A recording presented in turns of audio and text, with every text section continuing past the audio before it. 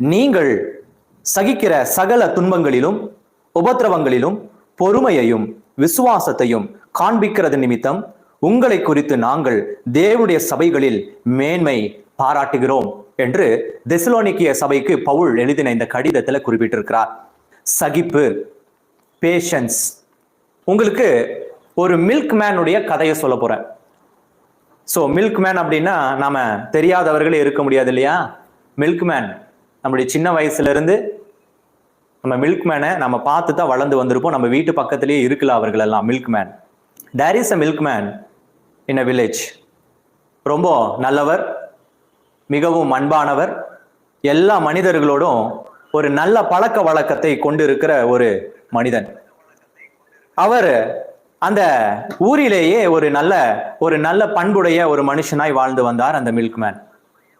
அவரிடத்துல ஒரு மாடு இருந்தது. அந்த மில்க் மேன் தன்னுடைய குடும்பத்தினரால் அடிக்கடி ரொம்ப அவமானப்படுத்தப்பட்டு வந்தார். அவருடைய தொழிலை செய்கிற மற்ற மனிதர்கள் எல்லாம் மிகப்பெரிய உயரத்திற்கு வெகு விரைவாக போய் கொண்டிருந்தாங்க. இவர் ஒரு மாடு வாங்கி கிட்டத்தட்ட பல வருடங்கள் ஆகியும் அந்த ஒரு மாடையே வைத்து அதிலிருந்து வரும் பாலினால தன்னுடைய மனைவிக்கும் 2 பிள்ளைகளையும் போஷித்து வந்து கொண்டிருந்தார். அவரோடு இருந்த சக மில்க் மேன் எல்லாம் என்ன பண்ணாங்கன்னா, அந்த ஒரு மாடிலிருந்து பல மாடுகளாக 10, 20 என்று மிகப்பெரிய ஒரு பெருக்கத்தை அடைந்தார்கள்.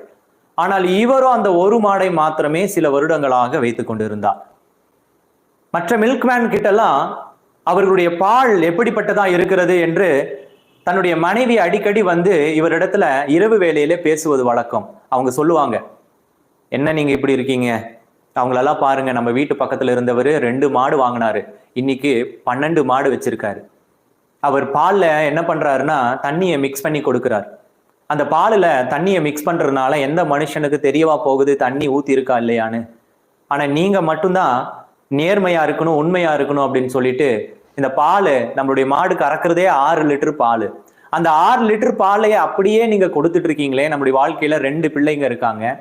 என்றைக்கு நம்ம முன்னேறுறது, என்றைக்கு வாழ்க்கையில ஒரு விருத்தி அடையிறது? இதோ நீங்க இந்த மாடினால குட்டி ஈன்றதுனால ஒரு கண்ணு குட்டியும் வந்துருச்சு. அதனால பால் இன்னும் கம்மியாகி 4 லிட்டர் தான் கறக்குது ஒரு நாளைக்கு. இந்த 4 லிட்டர்ல நம்ம எப்படி உயிர் வாழுதுன்னு சொல்லி அடிக்கடி தன்னுடைய கணவனை கடிந்து கொள்கிற ஒரு மனைவியா இருந்தார். பிள்ளைகளும் வளர்ந்து வந்தாங்க. அந்த மனைவி இதை தொடர்ந்து செய்து கொண்டிருந்தார். இந்த மில்க் மேனுடைய வாழ்க்கையில எந்த ஒரு முன்னேற்றமும் இல்லை. அந்த குட்டி ஈன்றதுனால அது கொஞ்சமா வளர்ந்து வந்துச்சு. அந்த தாய் பசு மாடு பால் கறப்பது கொஞ்சம் கம்மியா இருந்துச்சு. இருந்தாலும் அந்த மில்க் மேன் செய்கிற காரியத்தை தொடர்ந்து செய்து கொண்டிருந்தார். தன்னை சுற்றி இருந்தவர்கள் எல்லாம் அடிக்கடி இவரை கேலி கிண்டல் செய்வது வழக்கம். என்னப்பா, ஒரு மாடோட வாழ்ந்து ஒரு மாடோடைய மரித்து போயிடலான்னு முடிவு பண்ணியிருக்கியா? உன்னுடைய 2 பிள்ளைகளை எப்படி காப்பாற்ற போற? நாளையில இருந்து உன்னுடைய மனைவியை வேலைக்கு அனுப்ப போறியான்னு சொல்லி இவரை அடிக்கடி கிண்டலும் கேலியும் செய்து கோபப்படுத்துவாங்க, அவமானப்படுத்துவாங்க. வெளியில் இருப்பவர்கள் செய்தாலும் பரவாயில்ல, இந்த மில்க் மேன் அதிகமா கவலைப்பட்டது தன்னுடைய வீட்டாரும் அப்படி செய்கிறார்கள் என்று. பிள்ளைகள் வளர்ந்து வந்தாங்க. வளர்ந்து வரும் பொழுது அந்த பிள்ளைகளும் இவரை பார்த்து ஏன் இப்படி இருக்கீங்கன்னு சொல்லி கேட்க ஆரம்பிக்கும் பொழுது இவருக்கு மன வருத்தம் அதிகமாச்சு. ஒரு நாள் அந்த ஊரில மிகப்பெரிய ஒரு ஃப்ளட் வந்துச்சு. அந்த ஃப்ளட் வரும்போது என்ன ஆச்சுன்னா பெரிய அழிவு ஏற்பட்டுச்சு. பெரிய அழிவுல பெரிய பண்ணைகள் வைத்திருந்தவர்களுக்கு மிகப்பெரிய பொருள் சேதம், பணச்சேதம், மிருகங்கள் சிலது அடிச்சு கொண்டு போயிருச்சு, மிருகங்கள் இறந்து போயிருச்சு. இப்படி மிகப்பெரிய ஒரு சோகம் அந்த வில்லேஜ்ல ஏற்பட்டுச்சு. நிறைய மாடு வைத்தவர்களால அத்தனை மாடையும் காப்பாற்ற முடியல. ஒரு சில மாடுகளை மாத்திரமே காப்பாத்தி வைத்தாங்க. நிறைய மாடுகள் அடிச்சுட்டு போயிருச்சு. ஆனா இந்த மில்க் மேன் கிட்ட ஒரே மாடு, ஒரு கன்று மாத்திரம் இருந்ததுனால அந்த மிகப்பெரிய அந்த ஃப்ளட்ல இருந்து அவருடைய மாட்டையும் கன்றையும் காப்பாத்தி அவர் பாதுகாத்து வைத்து விட்டார். இப்போ மறுபடியும் அந்த நாட்கள் எல்லாம் கடந்து போய் அந்த சூழ்நிலைகள் சீராக ஆரம்பிக்குது. சீராக ஆரம்பிக்கும் பொழுது இப்போ அந்த பால் பண்ணை டைரி ஒவ்வொரு அதிகாரிகள் வந்து சோதனை பண்ணுவாங்க. சோதனை பண்ணும்போது எவ்வளவு பொருள் சேதம், எவ்வளவு காரியங்கள்னு. அப்ப அந்த பொருள் சேதம்லாம் பார்க்கும்பொழுது இந்த மில்க் மேனை தவிர எல்லாருக்கும் பொருள் சேதமானதை பார்த்து கணக்கெல்லாம் எடுத்துட்டு போனாங்க. கணக்கு எடுத்துட்டு போகும்பொழுது ஒவ்வொரு பால் டைரியிலும் வந்து அந்த டீட்டெயில கணக்கெடுக்கும் போது அந்த பாலினுடைய அந்த கெட்டித்தன்மை, அந்த கொழுப்பு தன்மை எல்லாவற்றையும் கணக்கெடுத்துட்டு போனாங்க. எல்லாருடைய பாலையும் அந்த கெட்டித்தன்மை, கொழுப்புத்தன்மை, அந்த மாட்டினுடைய குணம் எல்லாத்தையும் அவங்க கணக்கெடுத்து லிஸ்ட் எடுத்துட்டு போயிட்டாங்க. சில வருடங்கள் போச்சு. அந்த அரசாங்கம் ஒரு ஆணை பிறப்பித்துச்சு. ஒரு நல்ல மாட்டின் அதனுடைய இம்யூன், அதனுடைய ஜீன்ஸை வைத்து மிகப்பெரிய ஒரு சட்டம் இயற்ற போறோம். அந்த மாட்டை கொண்டு நிறைய இனப்பெருக்கம் செய்து அந்த இனப்பெருக்கத்தின் மூலியமாக இன்னும் இந்த பால் பண்ணை வைப்பவர்களை, வாலிபர்களை அந்த தேசத்துல இருக்கவங்கள நாங்க ஊக்குவிக்க போறோம் அப்படின்னு ஒரு சட்டம் வந்துச்சு. சட்டம் வந்த போது சட்டத்துல அந்த அதிகாரிகளுக்கு அரசாங்கம் கட்டளையிட்டு இருந்தது என்னன்னா, தேசத்துக்குள்ள போய் எந்த ஒரு நல்ல இனம் மாடு இந்த உற்பத்திக்கும் நல்ல பாலை கொடுக்கிற இனமா இருக்குன்னு போய் பார்த்துட்டு வாங்கன்னு சொல்லி அனுப்புனாங்க. அதிகாரிகள் போனாங்க. அதிகாரிகள் போய் சோதனை செஞ்சாங்க. அவங்க கலெக்ட் பண்ணி வச்சிருக்கிற டேட்டா எல்லாம் பார்த்தாங்க. சில மாதங்களுக்கு முன்பதாக ஃப்ளட் வந்துச்சு இல்லையா? ஃப்ளட் வரும்போது எல்லா இடத்துலையும் போய் அந்த அந்த அதற்கான காரியத்தை கொடுக்கும் பொழுது அங்கிருந்து டேட்டா கலெக்ட் பண்ணதெல்லாம் வந்து டேட்டா எல்லாம் பார்த்துட்டு இருந்தாங்க. டேட்டா எல்லாம் பார்த்துட்டு அந்த டேட்டாவை எடுத்துட்டு போய் அரசாங்கத்துக்கிட்ட ஒப்படைச்சிட்டாங்க. இந்தந்த இன மாடு இந்தந்த மனிதர்கள்கிட்ட இருக்கு, இந்த மாட்டை கொண்டு நாம ஃபெர்டிலிட்டி அதிகரிச்சனா நல்ல இனமான கன்றுக்குட்டிகள் கிடைக்கும். இதன் மூலியமாக தேசத்துல நல்ல ஒரு மிகப்பெரிய ஒரு பால் பண்ணைகளை வைத்து தொழில் செய்வது சரியா இருக்கும் அப்படின்னு சொல்லி. இப்போ ஒரு நாள் இந்த மில்க் மேன் அவருக்கு உடம்பு சரியில்லாம போகுது. தன்னுடைய மனைவி கிட்ட வந்து இந்த மாதிரி எனக்கு உடம்பு சரியில்லாம இருக்கு, கொஞ்சம் இந்த மாடுகளை கொஞ்சம் பார்த்துக்கோ, நான் ஹாஸ்பிட்டல் வரைக்கும் போயிட்டு வரேன் அப்படின்னு சொல்லிட்டு போறாரு. அப்படி போகும் பொழுது அவர் ஒரு மனிதர்களை சந்திக்கிறாரு. 2-3 மனிதர்கள் வந்து அவரை சந்திச்சு, உங்களுடைய பேர் தானே so and so milk man அப்படின்னு கேட்கிறாரு. கேட்கும் பொழுது ஆமா அப்படின்னு சொல்றாரு. ஆமான்னு சொல்லும் பொழுது உடனடியாக அங்க அந்த மனிதர்கள் அந்த மில்க் மேனை, நீங்கள் இந்த மாதிரியான இடத்துக்கு இந்த டேட்ல வரணும்னு சொல்லி ஒரு டேட் கொடுத்துட்டு போயிடுறாங்க. அவரும் அதை ஏற்றுக்கொண்டுட்டு என்ன விஷயம்னே புரியாம நீங்க வரணும்னு மட்டும் சொல்லிட்டாங்க, சரி அப்படின்னு சொல்லிட்டு என்ன செய்யறாரு, அவர் ஹாஸ்பிட்டல் போயிட்டு திரும்பி வராரு. வரும்பொழுது வீட்டில கஷ்டம், உணவுக்கு பிள்ளைகளுக்கு ஃபீஸ் கட்டணும், தேவைகள் நிறைய இருக்கு. மனைவி மறுபடியும் பழைய வார்த்தைகளை பேச ஆரம்பிச்சு சொல்றாங்க.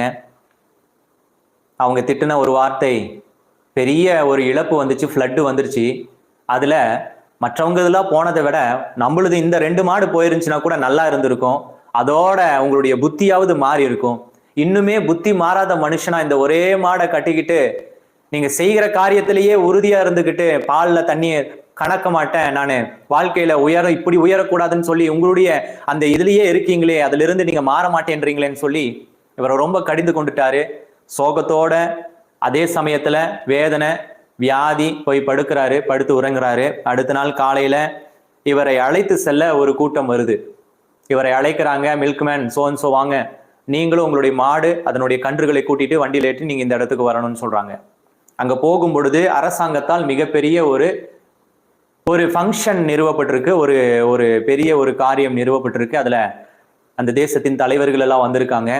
தலைவர்கள் எல்லாம் வந்திருக்கும் பொழுது இவரோடு இருந்த அந்த ஊரில் அந்த இடத்துல இருந்த மற்ற நிறைய மில்க்மேனு வந்திருக்கிறத பார்த்தாரு. பார்க்கும் பொழுது இவர் மற்றவங்க கிட்ட கேட்கிறாரு. கேட்கும் பொழுது அவர்கள் மறுபடியும் கேலி கிண்டலுமா, என்னப்பா மறுபடியும் இதே ஒரு மாடை பிடிச்சிட்டு வந்திருக்கியா அப்படின்னு சொல்லி இவர்களை ரொம்ப ஏளனமா பேசுறாங்க. அந்த மில்க்மேன் எல்லாவற்றையும் கேட்டுவிட்டு அமைதலாக தன்னுடைய நிலையிலேயே இருந்தார். நிலையிலே இருக்கும் பொழுது அந்த அரசாங்கத்தில இருந்து அதிகாரிகள் பேச துவங்கி, அந்த அரசாங்கத்தின் அதிகாரிகள் சொன்னாங்க, இந்த மாதிரி இந்த தேசத்துல மிகப்பெரிய ஒரு பால் பண்ணை நாங்க பிளான் பண்றோம். மிகப்பெரிய சப்ளையரா நம்மளுடைய தேசத்தை பாலை மிகப்பெரிய சப்ளையரா மாத்த நாங்க பிளான் பண்ணியிருக்கோம். அதற்கு இந்த தேசத்துல நல்ல மாடுகளும் நல்ல இனமும் அதனுடைய பாலின் கொழுப்பு தன்மையை வைத்து நாங்க கண்டறிய எங்களுக்கு அதிகாரிகளுக்கு எங்களுக்கு கட்டளையிட்டு இருந்தாங்க. நாங்க தேசத்துல எல்லா இடத்துல வந்து செக் பண்ணோம். அதுல நாங்கள் ஒரு இனமும் அதன் பாலும் மிகப்பெரிய ஒரு கெட்டித்தன்மையை கொண்டிருக்கு அப்படின்றத நாங்க கண்டுபிடிச்சிருக்கோம். இப்போ அந்த மாட்டை நாங்கள் ஃபெர்டிலைஸ் பண்றதுனால, அந்த மாட்டை நாங்கள் இனப்பெருக்கம் செய்வதனால தேசத்துல நம்ம மிகப்பெரிய ஒரு புரட்சி ஏற்படுத்தலாம். நம்ம தேசத்திலிருந்து பால் சார்ந்த பொருட்கள் எல்லாம் நம்ம தேசத்திலிருந்து போகும்படிக்காக மிகப்பெரிய புரட்சி பண்ணலாம் அப்படின்னு சொல்லி எல்லாம் அனௌன்ஸ் பண்ணி பேசுறாங்க. பேசிட்டு அங்கிருந்து ஒரு அதிகாரி யாரை தெரிந்து கொண்டார்கள் என்று சொல்லி அந்த டீட்டெயில சொல்லிட்டு இப்ப கூப்பிடும் பொழுது அங்கிருந்து ஒரு அதிகாரி சொன்னார், இதோ இந்த ஊரை சார்ந்த இந்த மில்க் மேன் அப்படின்னு சொல்லி அந்த நாள் வரைக்கும் ஒரு மாடு கன்றோடு இருந்த அந்த மில்க் மேனுடைய பெயரை சொன்னார். பெயரை சொன்னோன்னா பக்கத்துல இருந்தவர்கள்லாம் ஆச்சரியமா பாக்குறாங்க, இவனை, இந்த மனுஷனை பாக்குறாங்க. அது எப்படி சாத்தியமாகும்? நம்மளிடத்துல எக்கச்சக்க மாடுகள் இருக்கு, ஒரு அரசாங்கத்துக்கு 1 இல்லைன்னா 2 மாடுகள் இருக்கு, 10 100 மாடுகள் இருக்கு, நம்மூலியமாய் முடியாதது, இவன் ஒரே ஒரு மாடை வைத்து எப்படி சாதித்தான்னு சொல்லி எல்லாரும் மிக கோபமாகவும் அவன் மீது ஒரு ஆச்சரியமாகவும் பாக்குறாங்க. அந்த மில்க் மேனை அந்த கவர்மெண்ட் அழைத்தது, அதிகாரிகள் அழைச்சாங்க.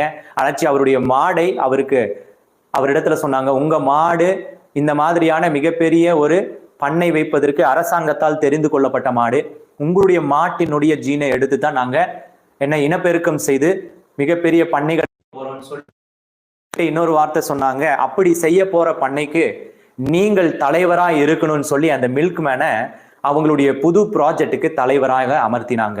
ஆமே, அந்த மில்க் மேனுக்கு தன்னுடைய வாழ்க்கையில இப்படி ஒரு ஆச்சரியம் நடக்குமா அப்படின்னு தெரியவே கிடையாது. இந்த செய்தியை அவர்களுடைய குடும்பத்தினர் தெரியறாங்க, அவங்க தெரிஞ்சுக்கிறாங்க. உடனே ஓடி வராங்க அவங்க குடும்பத்தினர். அவர் இந்த மாடை பிடித்து கொண்டு போகும் பொழுது அவருடைய மனைவி ஏளனமா பேசினாங்க. மறுபடியும் போய் அந்த இடத்துல அவமானப்பட்டு வந்து நிக்கிறதுக்கு எதுக்குன்னு சொல்லி, வாங்கப்பா நம்ம வேலையை பார்ப்போம், நாம கூலி வேலை செஞ்சாதான் நமக்கு சாப்பாடு, இந்த மனுஷனை நம்பி ஒண்ணும் இல்லைன்னு சொல்லி இந்த மனுஷனை ஏளனப்படுத்தினாங்க. God is a good milkman. Jesus is a good milkman. இந்த மில்க்மேனுடைய வாழ்க்கையில அவர் தன்னுடைய நீதியில எந்த ஒரு சூழ்நிலையிலும் தவறாமலும் யாருக்காகவும் விட்டு கொடுக்காமலும் நின்றார். அப்படி நின்று கொண்டு இருக்கும் பொழுது அவருக்கு ஏற்பட்டது ஏளனம், அவமானம், நிந்தை, அசிங்கம் தான். மற்றவர்களால பரவாயில்ல, தன் வீட்டுக்குள்ளேயே இதே நிலைமை தான் இருந்தது. ஆனா அதற்கான ரிவார்டு கிடைக்காமல் போவது கிடையாது, ஒரு நாள் நிச்சயம் கிடைக்கும். ஹல்லேலூயா, ஹல்லேலூயா.